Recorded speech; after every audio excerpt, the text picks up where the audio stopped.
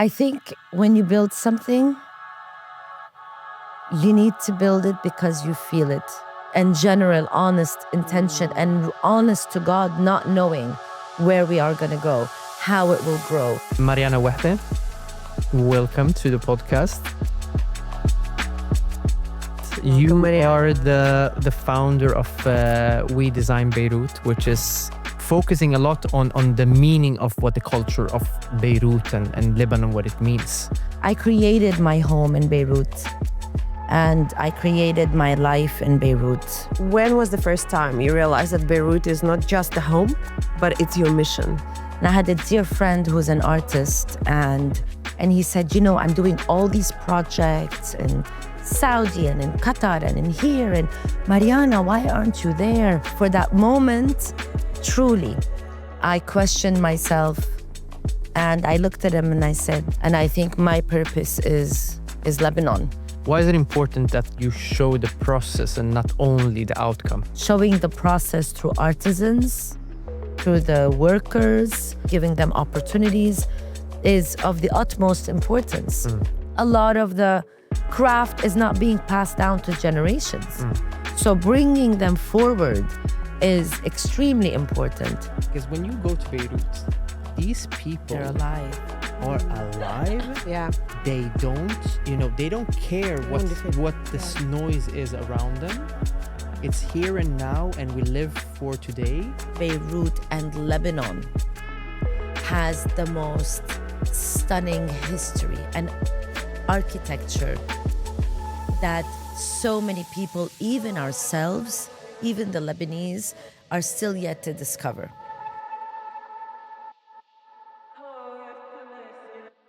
Hi, Valeria. Hi, Shad. How are you? I'm good. How are you doing? Good. Valeria, today we have a dear friend that I've wanted to have on this podcast for a long time. She is a force of resilience. I couldn't agree more. Mariana Wehbe, welcome to the podcast. Welcome, you Mariana. are the founder of We Design Beirut, which is an initiative that is heartwarming, I would say, which focus a lot on restoring and also focusing a lot on the meaning of what the culture of Beirut and Lebanon, what it means. Welcome. Thank you for having me. Thank you for long waited. Thank you for having. Shad, when I think you guys first started, we've had this conversation. Yeah, I know directly. Promised you, Yeah. I'm here. You did. Everything in due time. Yes, definitely. Everything in due time. 100%. Mariana, when in one of your interviews, you were saying that creativity is almost tangible in the air of Beirut. Yeah, and I want to start there actually. And I want to ask you, when was the first time you realized that Beirut is not just a home, but it's your mission? The first, I think, I created my home in Beirut and I created my life in Beirut because of my own personal story, which we'll probably get into. But when I first realized that, funnily enough, it was not in Beirut. It was here it was in Abu Dhabi when I was living here. And I had a dear friend who's an artist and we sold one of his pieces and he became super successful. And one night he came over and he said, you know, I'm doing all these projects in Saudi and in Qatar and in here. And Mariana, why aren't you there? You could be making so much money. And, it was very quiet. And for the first time, I actually questioned myself. I sat there and I was like, wow, like why? Why are you in Beirut? Why do you continue just to do most of your work there? Why are you not taking these big bids? And for that moment, truly, I questioned myself and I looked at him and I said, Tariq, I think my mission is different. I think my purpose is different. And I think my purpose is Lebanon. There's just something about my soul and my energy and my vibrations and my creativity that just comes to life there. So I've come to terms with that and accepted it and embraced it, actually. Yeah, that sounds very poetic, and especially looking back at the time that you were born in Abu Dhabi, and you are Imagine. connected also to Abu Dhabi and to Florida, and but Beirut is the place where you thrive. I mean, I guess every city needs a vibrant person. Now we can't, we have to locate them in different places. Yeah. Mariana, you are, as Valeria was mentioning, you're born in Abu Dhabi, but you also lived in Florida for a very long time, and then you moved back to Beirut. If I'm not saying it wrong, correct me. You were moved back to Beirut. How has that shaped you?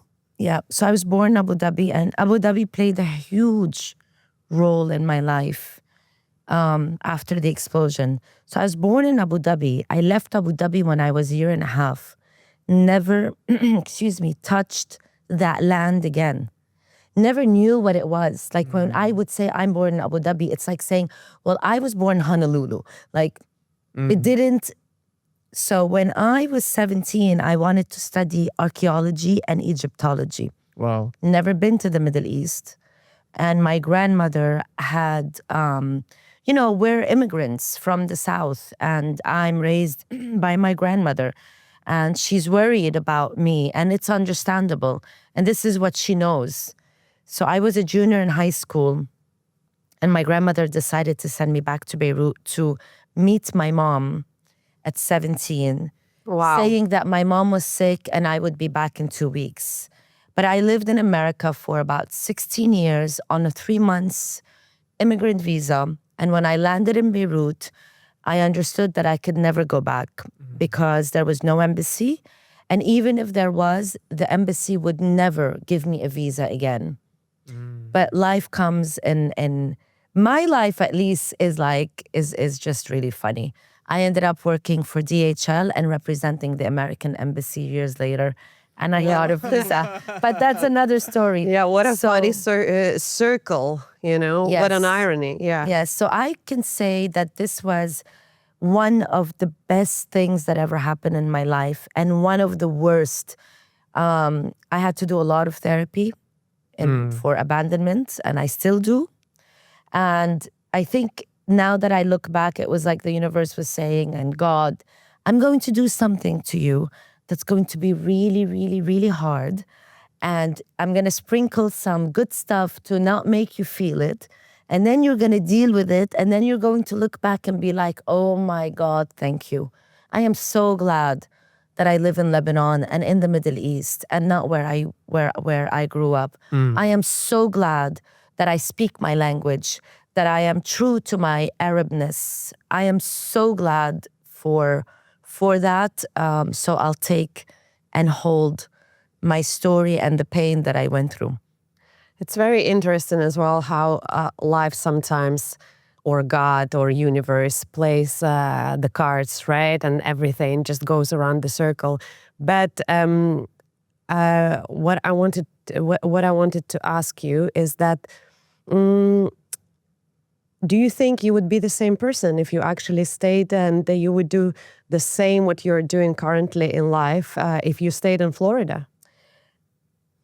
I'm not sure. I think if I had gotten an education, maybe I would have been somewhere. But I also do look at my family, who I love dearly, and I see how they live in America and how they work 2 jobs, and how 42 years later, America puts in the American dream, which is so important. And America instilled in me patriotism, which I don't believe my country has. And that's why I do play a role in my country. It instilled, I pledge allegiance to the flag. I did that every morning. But I do not believe I would be where I am today. I do not believe I would be as lucky enough to be educated and cultured and who I am had I stayed there. Yeah, even just to speak the language, which is a big part of everyone's identity. Yeah. We are thankful that you That you had that the you didn't stay. I've caused some trouble, You worked 16 or 17 years in a corporate. 16. 16. incredible. And DHL is also not a joke. I mean, you learn so much working in that type of environment. What has it given you working in that environment? I think I do what I do today because of DHL. You know, I got hired at DHL at 17. I was jogging. Wow. Because I lived in Shiyeh with my mom. So I lived in Dahi. And I started to jog because that's what we do in America. True story. I always tell this. And I saw DHL and it just said to me home, because I was raised in the hotel business and the courier would come. And that was the only residence I had. Walked in, asked for an application. The manager heard my accent and hired me. You're talking about 1996, right after the war. And I got hired for $250. Good morning, DHL. Mariana speaking. How may I help you? And then I got promoted. I loved my job. I loved it so much. And I couldn't go to school. I had no money. I didn't read and write Arabic or French.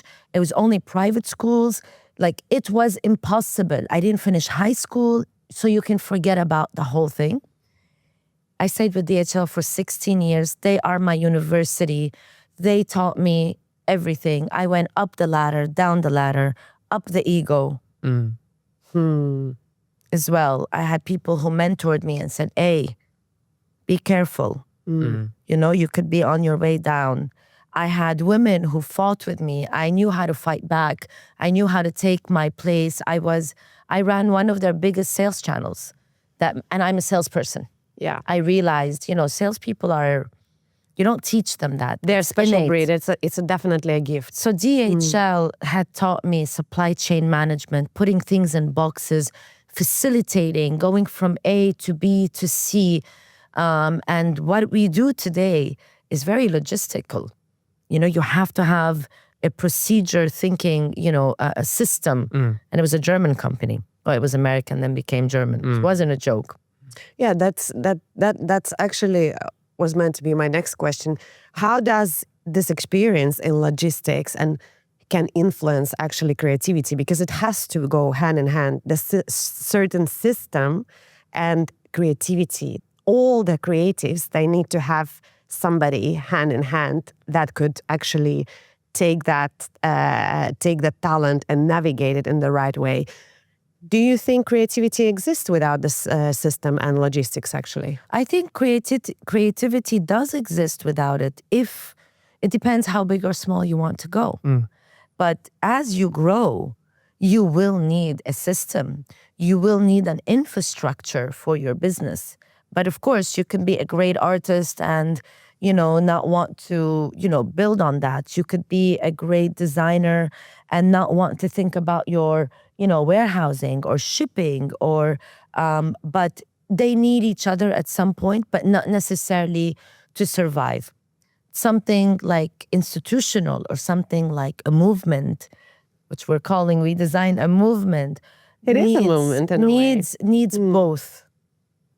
Because you can have the creativity and it can be a complete disaster without the structure. Right, especially for a cultural platform. Yes. What you are running. When did you realize for yourself that, okay, now it's enough with my time in this corporate world and I'm going to do something new? What was that step? Something kept nagging at me. I couldn't go to the office on time anymore. I couldn't give my team the training they needed. My patience was low. And I knew that I couldn't grow bigger than where I was, and I still had big dreams. And they capped my salary. I was a fireball. And one day I was walking down the hallway, and one of my colleagues who had been there for the past 27 years was saying to another colleague, the regional manager is coming.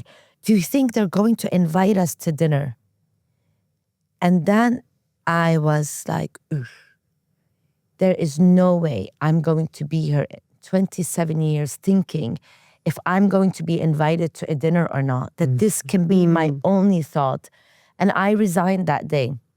Wow. I swear to God, I called Sarah Baidoun, one of my best friends, Sarah's Bags. And I said, I'm resigning. She goes, what are you doing? I said, I am resigning. This cannot be the only thing I know. I wouldn't do it now. I'm more fearful now, okay? Yeah, I'm I was looking at it much with younger, huh? it takes such a courage, but I think it's also, you're right. You can do it when you're very young and you're fearless, right? I was fearless. Yeah, but also the fact that we can do it in our young age, it gives us certain freedom to create, and that's what happened to you. Whenever one door closes, another door opens. So how did We Design Beirut come to life? Because it was a big step. I'm sure it took time to develop this idea. And how did you ended up being in the creative industry, in the industry of design, which was absolutely new to you? So I was I've been in PR for the past 12 years with my PR company. And it started by accident as well, like most things in my life, also like We Design. I think I'm somebody that truly follows my instincts. It's my compass. And then I deal with the Later. على Allah. These days I'm calling it أنا بمشي على Allah. So I've had my PR company for the past 12 years, and we've done fashion, we've done jewelry, and Gabrielle and Guillaume at the time was my turning point when they hired me. The founder played a big role in educating me about the world of design that I fell in love with. So they do collective design. Yeah, they do Yeah. collectible design. They're now based in New York. It's Galerie Gabrielle. And she taught me a lot in this world of design. I fell in love with it. And as time passed, I ended up becoming more of a PR in architecture and design, taking on apartments in Beirut with developers, working with Architectural Digest on the Art of Living. The first Art of Living was done, the second one was done with me, where we brought in like 20 designers to recreate Core and Shell, a location in Beirut. We did it twice. We did it here in Jubail with AD. So I've been tuned in the world of design and architecture for a while now. One of the designers came to my office, and I was living in Abu Dhabi and Beirut, and she said to me, Sa'al Design House, they're based between Beirut and Kuwait, and they said, why don't you do a design week for Beirut? And this was the time when, since 2019, we've had the explosion, we've had the economic collapse. Right. Everybody has left. The designers are producing elsewhere. They were thriving elsewhere. And the Middle East was thriving. You had the Design Doha Biennale. You had so much happening. Yeah. And it felt like we were this, and I don't want to say it in this way, in a sad way, but we were this underprivileged kid with a really screwed up family that was violent and abusive, that had dreams and hopes and aspirations, and all they wanted to do is be on that playground. But we couldn't. So we say it in Arabic, ghassa. We saw them all do well, and it was amazing. But nobody was touching home. Nobody was touching base at home anymore. Our artisans were suffering, and we missed it. Like, I missed those streets of the design week. I missed those days where there were so many invitations that we didn't know which gallery to go to.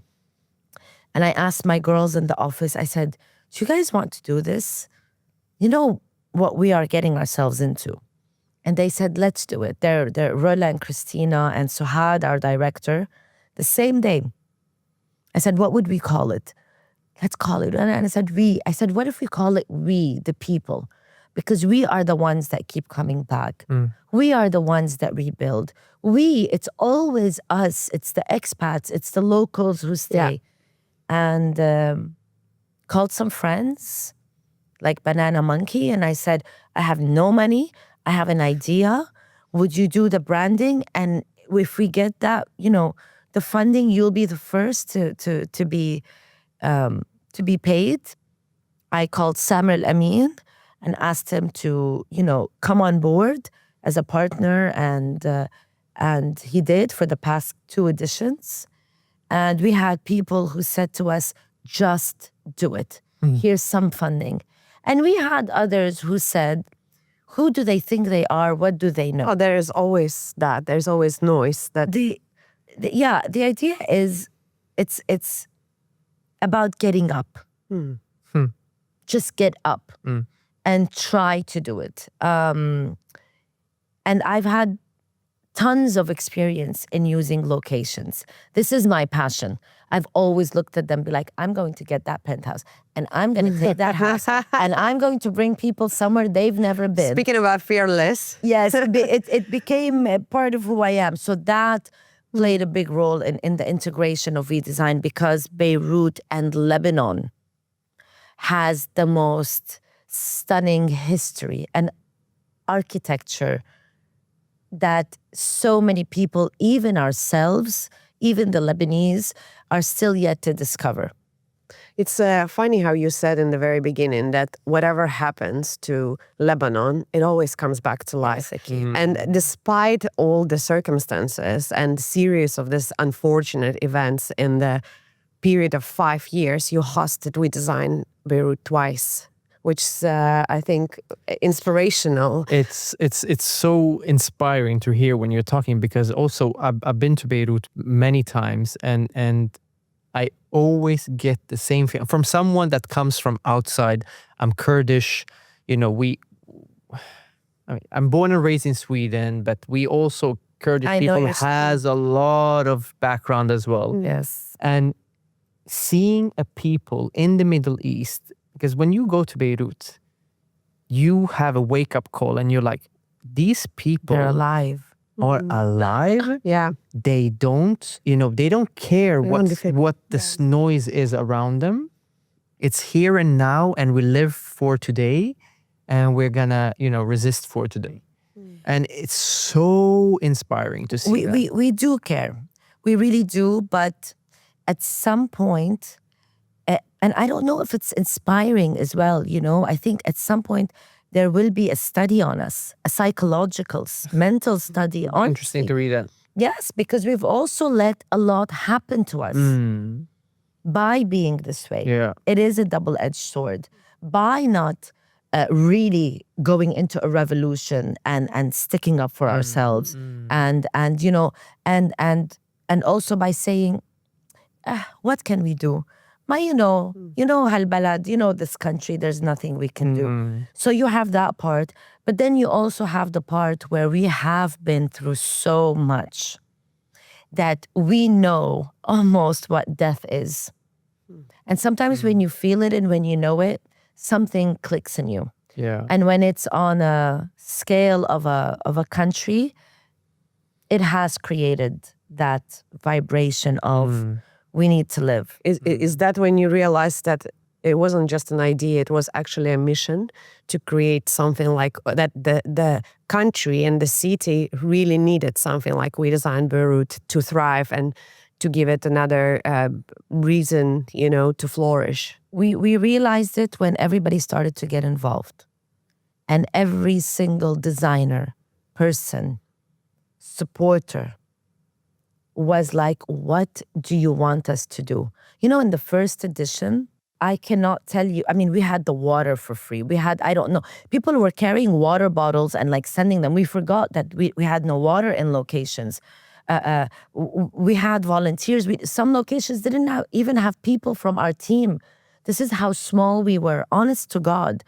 But every single person came in and was like, do this. What do you need? And that's when you realized, oh, okay, this is now a beast of its own that is moving extremely fast, and the energy of everyone took over. Right, it's bigger than the team. It's bigger than us. It is bigger than us. And I always say We Design Beirut is bigger than me and every one of us involved.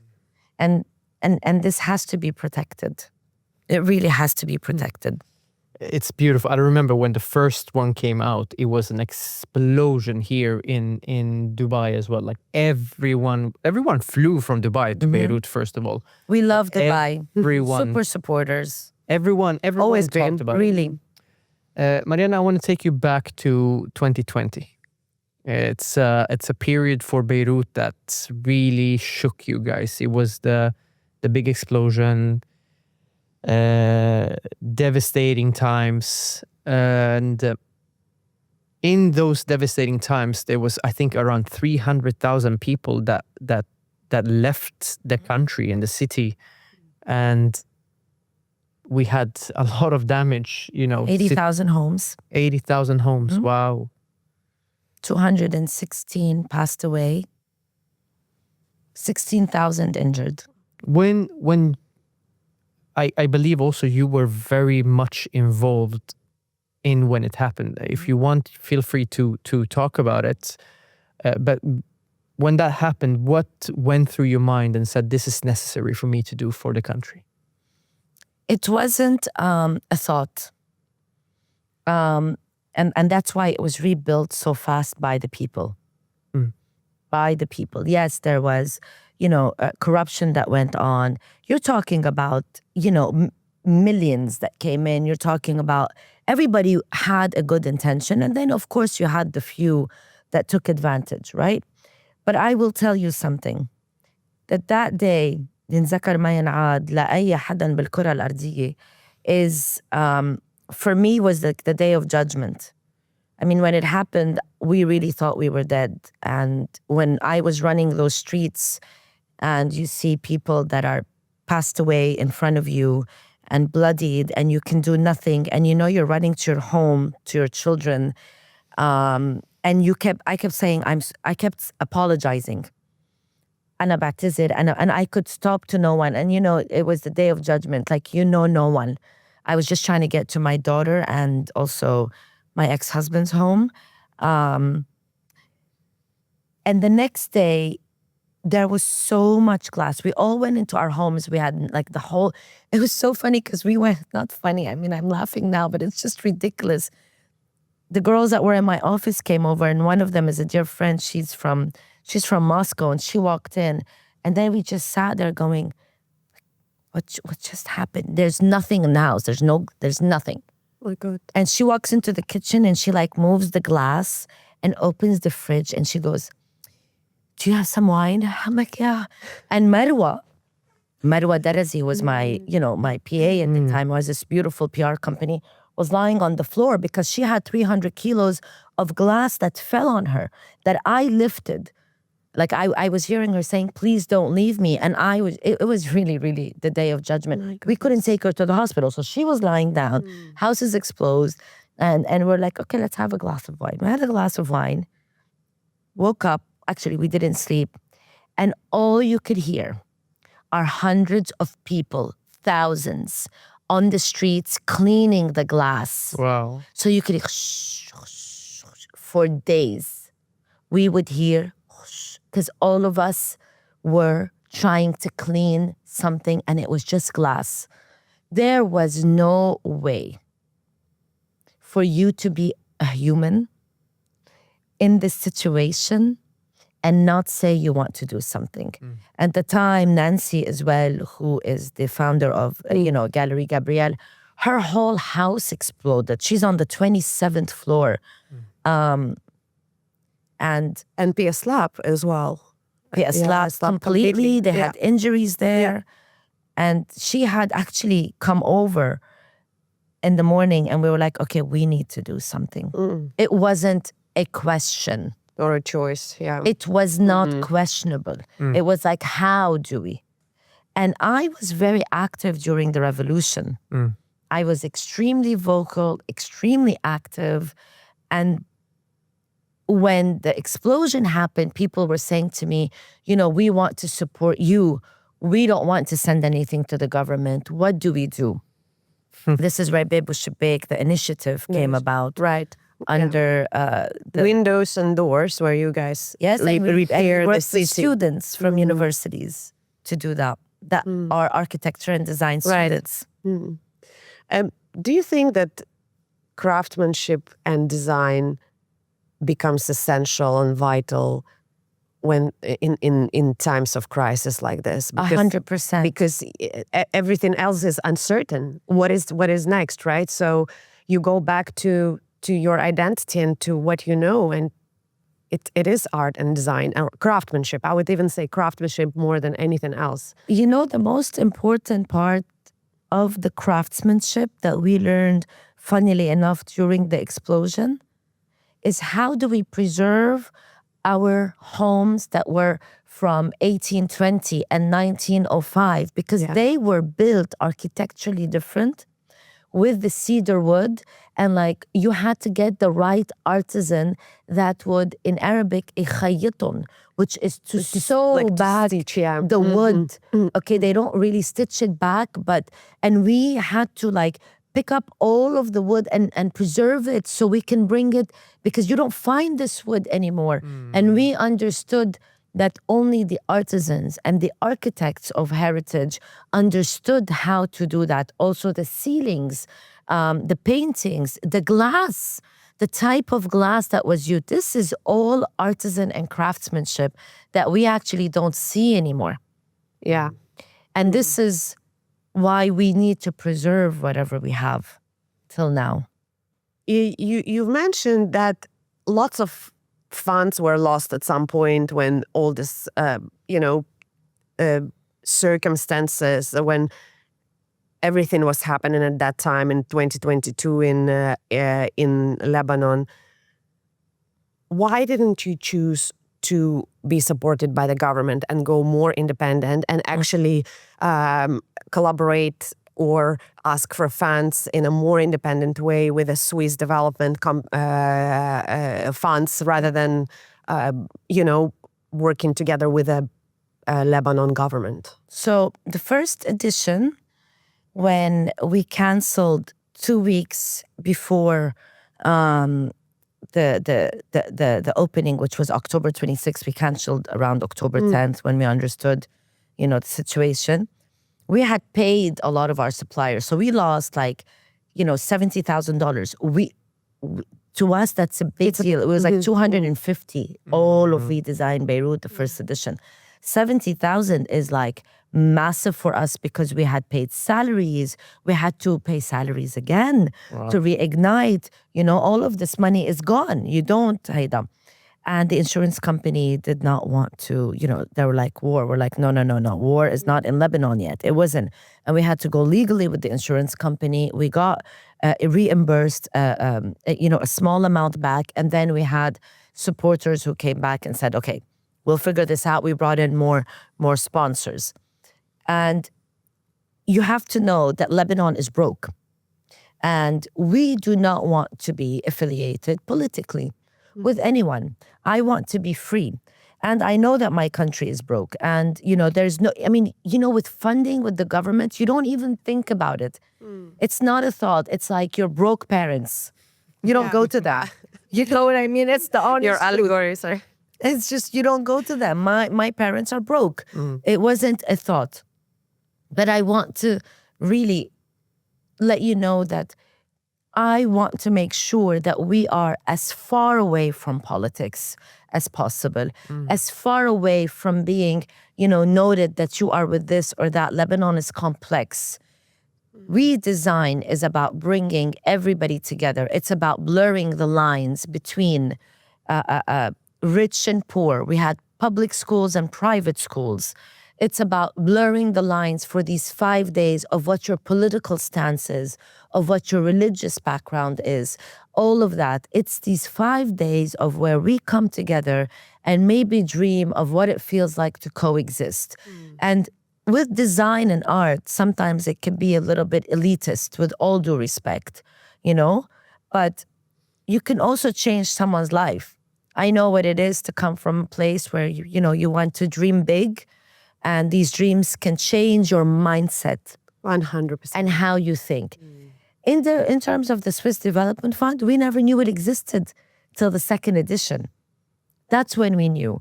And in the second edition, also Arab Bank reached out to us and others reached out. And then we started to understand, there are other funding sources here. too. And the Swiss Development Fund is not politically affiliated. So that for us also allowed us to have that freedom. So as long as there is no political affiliation, then we are full and open to, to being supported and funded. And what was the reason for why you said that it should be more of a social, that it should be more of, serve more of a social rather than a commercial Platform. Yeah. We are a commercial platform, but I don't believe that any of us, and I think even the committee agrees, we've had these conversations. Do we want to end up becoming this roadshow of just selling tables and chairs? Or do we want this to become a platform in Lebanon for also the region where everybody looks forward to coming and feeling and understanding? I mean, in the next edition, which is about love on the Mediterranean, is we're going to have collaborations and movements and maybe food that talks about history and coexistence. So design is not just about selling, and that is not what we are just about. We are going to refine that. We are going to make it better also for the designers. But I promise you, for everybody involved, you will see that I don't know what it is. I don't know how to explain it. It's a feeling. We also have universities involved.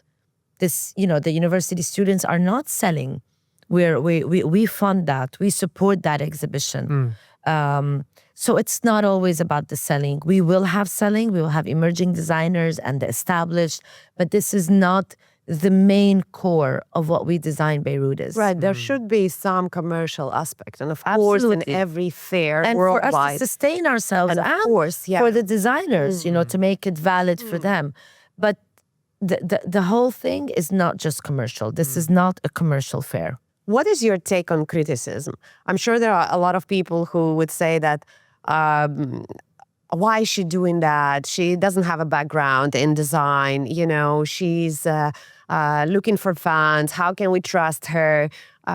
What is your take on that as a woman and as a woman who is running such a big platform? First of all, when I was younger, it was much harder for me. And I wanted to fight everyone because I'm a Leo. And I'm a fighter by nature. So learning how to unfight is as hard as learning how to fight, by the way. But let me tell you, now I take it with a grain of salt. Secondly, I have the most amazing team and friends in the world. Thirdly, if you're going to come and criticize me, do me a favor. Get up, do exactly what I did, what the team did, day in, day out for a year and 3 months with every complication and being in Lebanon and wars and permits and funding and everything. Then come and sit in front of me and give me your criticism, and I will take it with open arms. If your criticism is to just sit there and criticize, it is so not valid for me. It is non-existent. Get in the ring with me. Get in the ring with me. Be on the same level of the amount of work that we do. And then sit and criticize me. Now, there's also the beautiful criticism of those who care. Right, constructive criticism. And that I take because they come to you. They are not cowards. They come and they say, Mariana, I'm going to sit with you. The Emerging Designers exhibition could have been better. I'm like, I know. And, maybe the prices were too high. And maybe we should have asked them that question. Or this could have been done better logistically. That I will take with open arms and an open heart. But everything else is noise. And there is so much noise for those who are bored, who have nothing to do, who may not have the capacity and the fear and the courage to do what we do. Yeah. So what I know is I do things with heart and with intention. And of course we make mistakes. Don't we all? We're human. Yeah. I'm still learning. I do it with heart and with intention. And I always say, you got me. I know you got me. And I know I'm a faithful woman. You are protecting me. I'm a woman who works hard, who dances unapologetically, and I will continue to do so. It is my freedom. I became who I am when I danced, and that was criticized, by the way. And now everybody wants to dance with me. I'm a mother. I take care of my friends. I'm 46 years of age. I know where I stand now. So at a younger age, criticism may be hard, but I think now, I mean, you sitting here, both of you, and shedding light on stories is a big deal. It's a thank big you. deal for us means a as lot. well, because we have the tendency to look at someone and make an assessment of who they are. Oh, Mariana is this, or Shad is that, or Valeria is that. But only when we ask what happened to you do we get to know them better. And that's exactly what you guys are Yeah, doing. through conversation, definitely. For So sure. they can waste their time criticizing, and I'm a very, very busy woman wasting my time working and dancing and sitting with people that have so much creativity that just gets us all excited. We want to dance with you I will dance anytime after Ramadan. after Ramadan, yeah. If you look back now at the process of what it's taken to actually do these 2 cycles of We Design Beirut, if you were of today with the same knowledge, would you do it again? The first thing I want to say is no. But now that I also know it, yes. Does that make any sense? Yeah. Yeah, of course. I want to tell you that I'm very scared. Don't think that I'm not. Like, my heart palpitates. Are we going to do this right? Like, I've already started getting the teams, the committees. I'm making everybody get on calls. It's a year and a half from now, right? Yeah. And it's because also out of fear to make sure it's in place, because as you grow, the expectations of everyone grows. So first intuition is no, I wouldn't. But then the second one would say, yes, yes. Especially for Lebanon, honestly, genuinely. That's so beautiful. So حلو إنه to see this happening in Beirut. I received a video the other day of this young woman who received a scholarship and was thanking the foundation in front of like 500 people for the scholarship. And this is part of why social media is so amazing. Yeah. And she says, I want to thank you. And because of this scholarship, I've been able to bring my GPA to 3.8. And because I didn't have to worry about my financial situation. And it also gave me the chance to be part of We Design. And I think that was the first time I really like cried my eyes out. Somebody sent it to me. I'm like, okay, yeah, this is why we're here. This became like, it's important for her to be part of We Design. Wow. Speaking of young people, you brought these young students to be part of sustainability exhibition in the abandoned building. Why was it so important? I know that you love buildings. I know that you have a passion for architecture. But why was it so important to have an actual physical venue rather than, some kind of hypothetical brief? It's let's so important. This building was supposed to be the Burj Khalifa of the Middle East. It was the highest skyscraper in the Middle East. The war started. It ended up becoming the sniper location between East and West Beirut. You're talking about brothers, shooting brothers in the civil war. And then when the Syrian regime took over, this became the torture chamber for our men. And then they closed it. And nobody ever visited this building. For how many years? We're speaking For of the what past interval? 50 years. The reason this building is so important, and we wanted the university exhibition, which, by the way, was done and curated by university students. So, Taimur Khouri, the son of Bernard, is studying at Columbia. Tariq Mahmoud, the son of Galal, is studying at Polytechnico. Yasmina Mahmoud has graduated, and she was also working for Bernard Khouri. And Yusuf Basil is a professor at the university. They were the 4 curators. So they were young curators creating a program that we took to the young university students that are still living the war. So we didn't go to our generation. We said, hey guys, you're still living war and conflict. What does this look like to you? And the students that were chosen got credited at the end of the year. So it's Ministry of Education work that we did.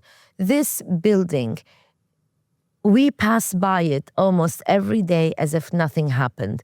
And this was why we chose this building, and we never thought we would get it, by the way. It was like mission impossible.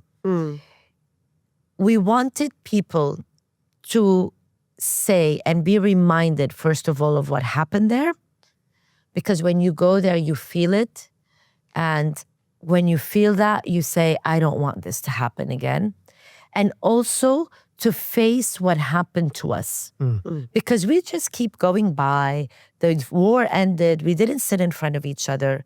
We didn't forgive each other. There was no closure. There was no closure. We just went on. And that's why every time something happens, we're about to have a civil war. Like, you know, this is a monumental building. There's also the Holiday Inn. And Solidaire and the mayor helped us make this happen. This is a big, big, big deal for us. And by the way, they can't like take it down because of the architecture. The walls were too short. It's like, it has whole stories and stories. Beautiful. Why is it important that the visitors that comes and sees, why is it important that you show the process and not only the outcome? Because I believe that a lot of people have been hindsighted in who they are and not given the right credit. Showing the process through artisans, through the workers, making them involved, being part of it, shedding light on them, giving them opportunities is of the utmost importance. You know, for many years, many people would not tell you who their artisans are. Right. Because they're, you know, I understand they're suppliers. But look what happened. When the designers left, these artisans struggled. More importantly, so for me, other than the struggle, is that because of the struggle, a lot of the craft is not being passed down to generations.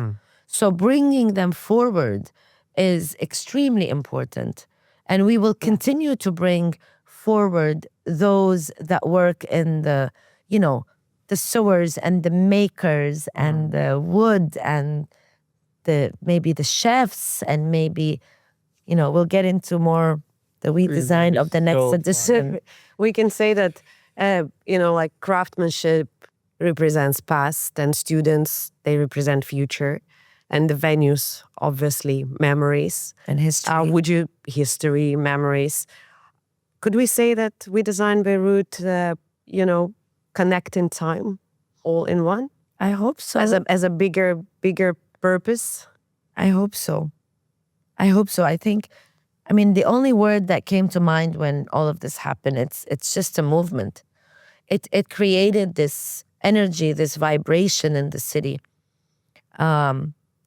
You know, we had a nude exhibition, a nude photography exhibition. I keep saying nude exhibition. People are like, oh my God, I'm so sorry. We had a nude photography, a very elegant. Yeah, you need to add. Yeah, let me just, because somebody said to me, where? I didn't see it. I was like, How did I miss it? How did I miss it? And the cops didn't come. No, we had a nude photography exhibition. And that was on purpose. That was in a way to say, you know, this is still Beirut, a very provocative, a very liberal. We were very, very liberal. And one of the days during the exhibition, we had a lady who was covered, and she was there, and she was, you know, looking at it, and everybody coexisted, and it was very, very interesting for me to see that. It was like, yeah, this is Lebanon. And, you know, if maybe one day we can dream of this, let be and let be without unity. Yeah. Be and let be. You know, this country has thousands of years of history before us and after us. It's so inspiring to hear all of this, and you know, I'm seeing in front of me, you know, the Salone di Mobile. I see the Dubai Design Week, and then I think of We Design Beirut. Obviously, you guys have taken a different path a little bit, but do you think that that's the new thing, that we go more for exhibitions that has experience rather than display? I think people want to feel something. I do not know if this is the right or wrong thing. You know, we still have to really think about the longevity of We Design Beirut. And I'm allowing it to just, I think we're all allowing it to just move. But I think we're in a time in this world where we want to feel something. And maybe Redesign gave that, but that does not mean that, that takes away from Saloni di Mobile and who they are. We need to learn from them as well to integrate better, or PAD and all of them. I think all of us can learn from each other and take a little bit. Yeah. Is this the new way? I don't know. But what I do want you to do is feel something when you come. I want to mark you. I want you to remember this moment. I want you to have it for a very long time. We're so grateful that you came. I think it was one of the most inspirational episodes we had here. And touching as well for many reasons, definitely. And honestly, we could talk to you for hours. Unfortunately, we're very limited on time. We are. And the episode came to an end. And in the end of each episode, we are asking questions from a previous guest. And I'm not going to name who, but a friend of yours left a question for you, which is how important is to identify gaps in the market? Is it better to focus on an unmet need, or is it smarter to build something that is already proven and tested? I feel like this question really suits you because you are testing this ground all the time. I think when you build something, you need to build it because you feel it. You need to have your expertise. You need to have your, ducks in a row, as they say, and you need to know what you're doing. But you need to build something you feel. I am about feeling, as you can see, and I try to be rational. I'm not rational. I'm a very emotional woman. And you need to build something with authenticity because people know. And when it is authentic in some very funny way, sometimes it's authentic because of a need. Like you end up building this app, like, I need to get these beauty products. I don't know why am I not getting it? But it is authentic to her. Like she needed those beauty products and it just does so well. So authenticity with a need. There was a need for this in my country, but it was done with a lot of love And genuine intention. honesty and general honest intention and honest to God, not knowing where we are going to go, how it will grow, how we will survive it. And sometimes, when you do that, it just ends up coming to life in a spectacular way. Absolutely. Fantastic. Yeah. Can we promote a little bit? When is the next We Design Beirut? May 2027, end of May. End of May 2027. We are going to be there. You are going to be there. You're my yes. Or we're going to On be the there. Mediterranean. Yes. Absolutely. What would your question be for our next guest? So in a future that is so not unseen, but in a future that could look so scary, would you want to go back in time, or would you, and you cannot have both. You either go back in time or go straight forward into the future as it is now. Which one would you choose? Love it. Love it. Love it. Such a deep philosophical question for all of us, I think. It's not just about the region. I think it's for everyone these days. Mariana, thank you so much. Yeah, we love you, Mariana. Coming. Thank Thank you. Too. Thank you. We love you. We need to dance, definitely. And I promise. Yeah. I promise. thank you.